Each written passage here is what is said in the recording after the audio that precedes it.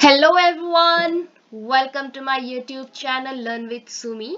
So in this video we are going to solve exercise 1.2 rational numbers. So before proceeding with the video, do subscribe my channel and hit the bell icon to get notified at the earliest as possible, and also do not forget to share with your friends. So let's get started.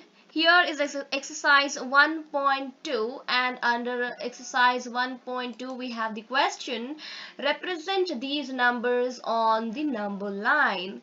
So let's represent these numbers on the number line. We have the numbers 7 by 4 and minus 5 by 6.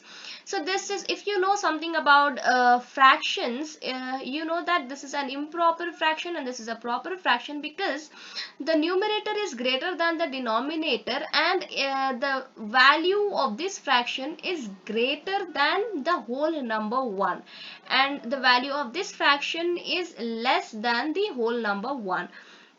So this number is going to be represented between somewhere between the points 1 and 2, and this number is going to be represented between the points 0 and 1. Just because we have minus sign here, it is going to represent it between the point 0 and minus 1. So let's see how to represent a number 7 by 4. So I have given a brief description how to represent.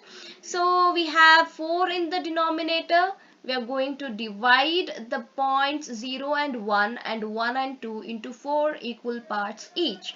So if we divide into 4 equal parts, we get a number line somewhat like this. So 0 and 1 we have 4 equal parts, and between 1 and 2 we have 4 equal parts.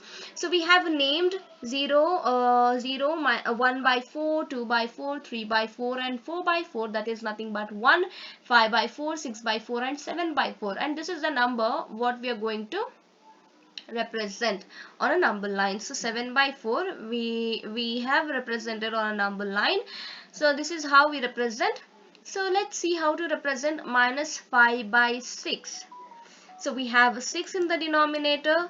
So we are going to divide the points 0 and minus 1 into 6 equal parts. The line segment between 0 and minus 1, we are going to divide it into 6 equal parts, just because we have 6 in the denominator. So after dividing it, we get a number line like this. So 0 and minus 1, as I told you, this is a proper fraction, and the value of this fraction is less than 1 or less than minus 1. It will be represented between 0 and minus 1 itself. So we have minus 1 by 6, minus 2 by 6, minus 3 by 6, minus 4 by 6 and minus 5 by 6. So this is the number what we have to represent on a number line.